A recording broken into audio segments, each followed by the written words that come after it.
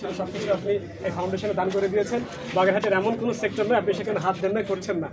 এখন এই মুহূর্তে দাঁড়িয়ে যদি আমি যদি জিজ্ঞেস করি যে আপনি ঢাকা থেকে আসলেন, বাগেরহাট নিয়ে এই মুহূর্তে আপনার মাথায় ঠিক কী খেলা করছে, আপনি কী ভাবছেন? বাগেরহাট হচ্ছে আমার নিজের জেলা।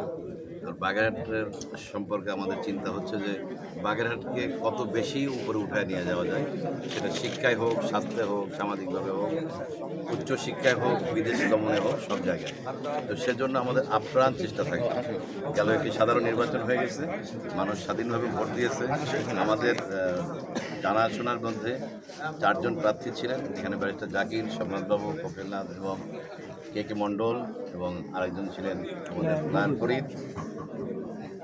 সরকারকে ধন্যবাদ জানাই যে 4টি আসনের ভিতরে একটি আসনে একজন পাশ করার পরেও সরকার একজন মন্ত্রী আমাদের উপহার দিয়েছেন এবং আমরা সেই মন্ত্রী মহোদয়কে সাথে নিয়ে এবং অন্যান্য যে সমস্ত নির্বাচিত জনপ্রতিনিধি হয়েছে, আরও যে 3 জন এমপি আছে, সেই 3 জন এমপি এবং আমাদের যে 3 জন প্রার্থী ছিলেন, সেই 3 জন প্রার্থী এবং এই সবাইকে নিয়ে এবং আপামর বাগেরহাটের সবাইকে নিয়ে এই যে জেলা প্রশাসন এবং পুলিশ সুপার সাহেব, জেলা প্রশাসক মহোদয়, সদর ইউনো সাহেব, এনাদের সবার সহযোগিতা নিয়ে আমরা এটা করতে চাই। এই এলাকার মানুষের প্রতি আমার অনুরোধ থাকবে যে ওনারা যে সাহায্যটা করতে চায়, যেভাবে আগাতে চায়, সেভাবে যেন ওনাদেরকে সহায়তা করা হয়। স্যার অনেক কিছুই বাগেরহাটে করেছে, অনেক কিছুই করেছে, রিহাব সেন্টার প্রসঙ্গ একটু আগে আসলো, সেটা আমাদের নেই, আমরা খুবই দরকার। আমরা ইতিমধ্যে আজকাল ঘোষণা দেওয়া ঠিক হবে না, কিন্তু জেলা প্রশাসক মহোদয় জানবেন এখানে রিহাব সেন্টারের একটা পরিকল্পনা এখন সমাজসেবা অধিদপ্তরে আছে করতালিতে, এবং আমরা আশা করছি রিহাব সেন্টার, প্রতিবন্ধীদের ট্রেনিং সেন্টার, প্রতিবন্ধীদের অন্যান্য মেশিনারি সহ 8টা প্রকল্প আছে, 6টা প্রকল্প কিছুদিনের মধ্যেই সবুজ পাতা উঠবে এবং প্ল্যানিং কমিশনে যাবে। যদি ইনশাল্লাহ পাস হয়, এই প্রকল্পের সঙ্গে সারা দেশে আরও 2 জন মন্ত্রী মহোদয় আছে, আমি একজন অধম আছি, আর 2 জন মন্ত্রী মহোদয় আছেন এবং আরেকজন এমপি সাহেব আছেন।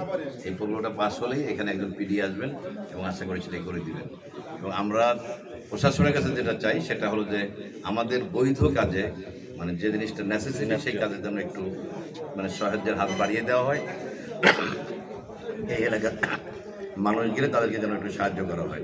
বিশেষ করে যিনি প্রশ্ন করছেন, তার এলাকায় একটা বড় ধরনের সমস্যা আছে, সেটা হচ্ছে হিন্দু কমিউনিটির কিছু মানুষ যারা অনেক আগের থেকে ওই এলাকায় বসবাস করে আসছেন, এরপরে ওই এলাকার জমি কিনে নিতে হয়তো আরেকজনে।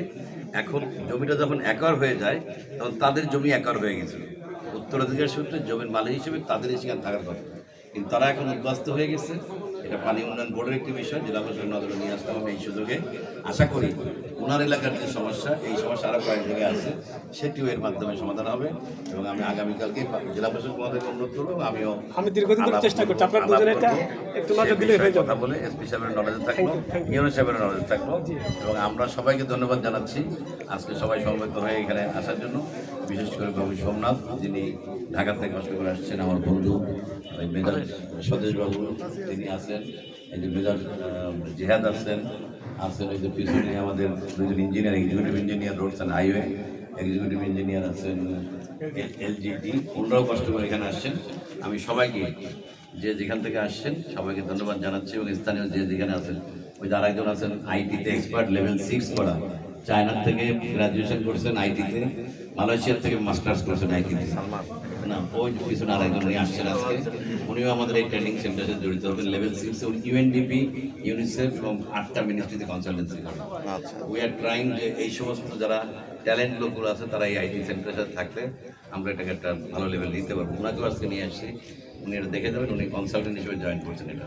তো আমি সবাইকে ধন্যবাদ জানাচ্ছি আসার জন্য। আর আমার অনুভূতি, আপনাদের সবার সহযোগিতা এটি বেঁচে থাকুক, যেটি শুরু হয়েছে সেটি আরও অনেক অনেক অনেক বড় হোক। এখান থেকে শুরু করে বাগেরহাটের সব জায়গায়, সম্ভব হলে বাগেরহাটের বাইরেও যেন এটি ছড়ায় পড়ে। এবং যে যেখানে আছেন ধনাঢ্য ব্যক্তি অথবা একটু সচ্ছল ব্যক্তি, তার কাজের মাধ্যমে যেন এরকম সামাজিক কাজে সহায়তা করে। আমাদের প্রাপ্তি ওইটুকুই যে সামাজিকভাবে আমরা যেটুকু করে যেতে পারি, তারপরে যেন আরেকটু উন্নতি হয়। আমরা সেরকম একটি লোক তৈরি করে যেতে চাই, বাচ্চাদেরকে সেভাবে রেখে যেতে চাই। বাদ বাকি সব উপর আল্লাহর ইচ্ছা। এখন আমি একটু ধন্যবাদ জানাচ্ছি আমাদের জেলা প্রশাসক সাহেবকে। তিনি আমাদের বাগেরহাটে আরেকটি কর্মসূচি আছে, সেটি হলো সেহেরিতে খাওয়ানো হয়। আমরা চেষ্টা করছি যে যে সমস্ত মানুষ রেল লাইন থেকে শুরু করে ওনার অফিস এবং অন্যান্য এলাকায় বাস স্ট্যান্ডে রাত্রেবেলা পড়ে থাকে বলে আমরা সেহেরি খেতে পারি না, সেই জন্য রোজা রাখতে পারি না, এমন কিছু লোককে আমরা খুঁজে বের করছি একেবারে নির্দিষ্টভাবে সত্যিকার অর্থে রোজা রাখতে চাই এবং তাদেরকে আমরা রাত্রেবেলায় 100 পর্যন্ত হয়েছে, 100, 110 এরকম প্রতিদিন খাওয়ানো হয়েছে। উনি সেখানে সহায়তা করেছেন আমাদেরকে, এজন্য আমি এই কর্মসূচির পক্ষ থেকে জেলা প্রশাসক মহোদয় ধন্যবাদ জানাচ্ছি, ইউনো সাহেবকে ধন্যবাদ জানাচ্ছি। Thank you. এবং সমাজসেবা অধিদপ্তর থেকে সমাজ কল্যাণ পরিষদ কিডনি রোগী চিকিৎসার জন্য আমি 5 জনের জন্য আবেদন ছিল আমাদের কাছে, আমরা 5টাই দিয়েছি, 5টাই মঞ্জুর হয়েছে। নামের ভুলের কারণে ওই ব্যাংকে আর 4টা ক্যাশ হয়, একজন মনে এখানে আছে, তাকে নিয়ে আসো। আর আমার এই স্ত্রী এইখানে যত তার জায়গার থেকে এখানে যত এতিম আছে সকল এতিমের পায়জামা পাঞ্জাবি টুপি যেটা কিনে দিয়েছে, তো সেটাও জেলা প্রশাসক মহোদয় টোকেন 1-2 জন হাতে তুলে দিবেন। আর এই চেকটা চেকটা কে নিয়ে তাকে নিয়ে পিছনে দাঁড়ান, ছবি তুলতে ভালো হতো।